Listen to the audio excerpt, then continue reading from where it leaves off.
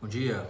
Eu sempre digo que o conhecimento da história é muito importante para que a gente possa conhecer e entender o próprio presente.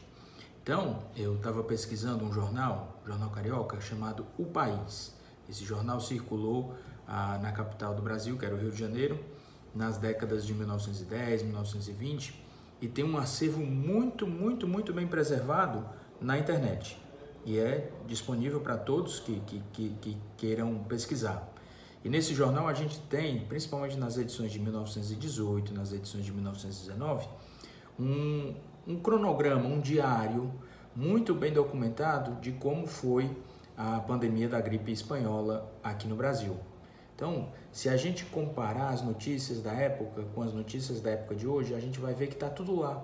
A mesma ansiedade, se a doença ia chegar ou não aqui no Brasil, a mesma negação, dizendo que a doença não chegou, ou que se tratava de uma doença mais benigna, que não ia causar tantos problemas.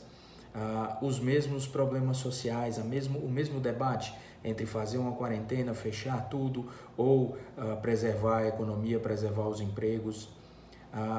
As mesmas linhas de crédito, então o governo dando dinheiro ou liberando dinheiro para socorrer as pessoas mais necessitadas ou alguns empresários.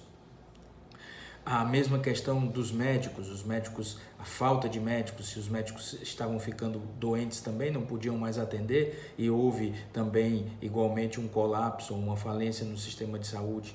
Então, tudo lá, basta que a gente compreenda a história, entenda a história e tente não repetir os mesmos erros do passado. Então, estava vendo aqui, olha que interessante, aqui é o jornal O País.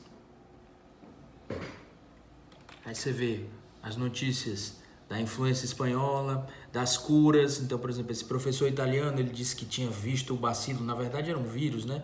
Então, propunham os tratamentos diferentes, os tratamentos especiais. Aqui também mais uma notícia sobre a influência espanhola, se estava chegando ou não no Brasil. Aqui sobre o rei da Espanha, que também foi acometido pela doença. Então, tudo está aqui. Tudo a gente pode encontrar aqui. Olha que interessante. Muitas notícias interessantes. Então é isso. Vamos estudar a história para a gente entender o presente.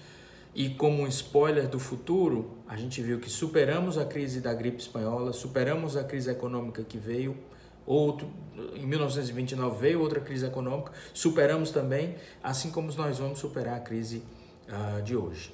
Basta que a gente siga a ciência, basta que a gente fique em casa.